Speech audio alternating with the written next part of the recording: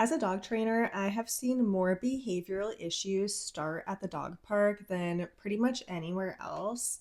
And the truth is that most dog parks function more like a prison yard than a happy, fun social environment. So let's talk about it. I think the core issue of a lot of this is that humans project our own social needs onto our dogs. And yes, dogs are social creatures, but in the wild, a pack of dogs would never interact with another pack of dogs in the way that dogs are being forced to interact in the dog park. Dogs thrive on predictability and familiarity and not on chaos and being overwhelmed. So let's just think about what is actually happening at a dog park.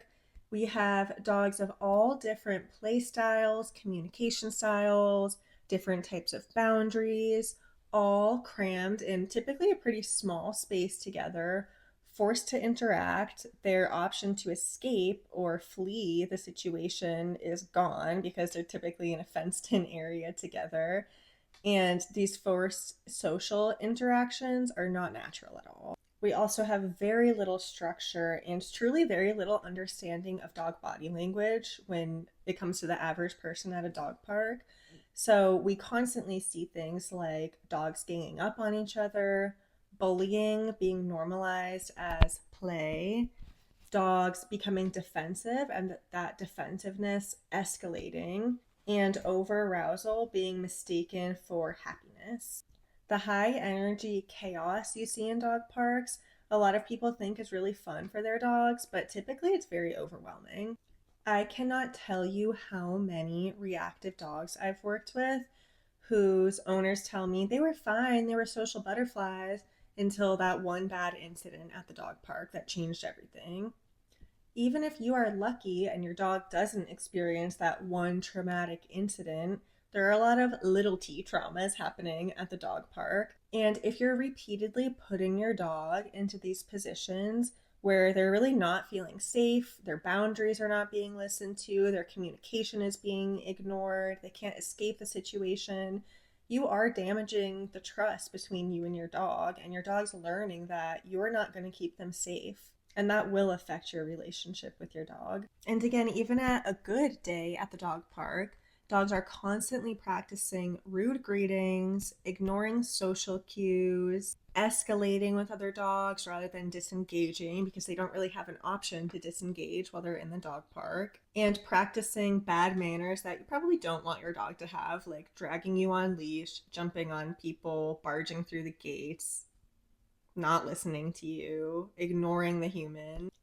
As a trainer, some of the most concerning conversations I've ever had with people, which is more common than you would think, unfortunately, are people that have reactive or even truly aggressive dogs that are bringing their dog to the dog park to try to fix the behavior.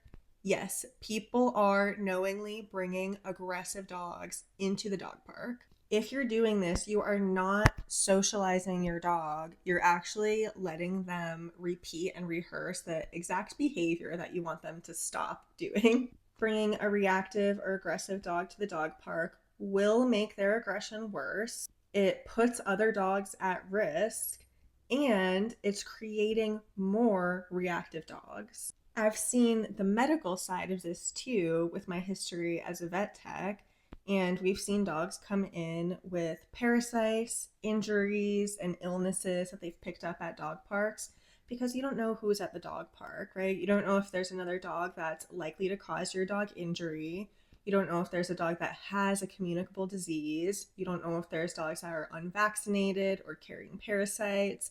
And the truth is, yes, there probably are all of those things at the dog park. So, what's the answer here? Because I know that owners bringing their dogs to the dog park typically don't have bad intentions, right? We want the best for our dog. We want them to exercise. We want them to socialize. So here are some better alternatives. The best socialization isn't about quantity and exposing your dog to 20 different dogs every day at the park. It's about quality of relationships. And I highly recommend finding a few socially appropriate friends for your dogs to play with and finding a way to get together with those dogs and building long-term relationships. I love small, structured play groups with known dogs who have compatible play styles and communication styles.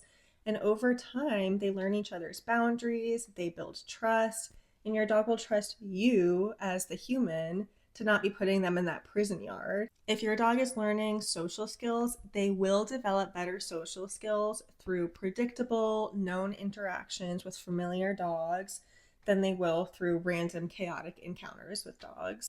Now, not all dog parks are the same. There are now some private dog parks where dogs and their humans are vetted, they're temperament tested, they have vaccination status on file. Sometimes at things like apartment complexes, there will be private dog parks where you can really get to know dogs and their owners and keep playgroups small, controlled, and with compatible dogs only. And if this isn't available to you, I really highly recommend trying to find a friend or a family member, post on your local Facebook group to find someone with a fenced in yard or somewhere where your dogs can be safe and build those long-term connections with compatible dogs. I say all of this not to shame or scare anybody. I say this because these are patterns that I have noticed through my career, and I want the best for you and your dog. I want your dog to be safe. I want your dog to trust you. I want your dog to have good social skills, good manners, not to be reactive or fearful or defensive of other dogs. If this video made you think or you learned something, please do subscribe. Leave a comment down below telling me about your experience with dog parks. If you are one of the owners who have unfortunately had a bad dog park experience, I would be really curious to know about it in the comments down below.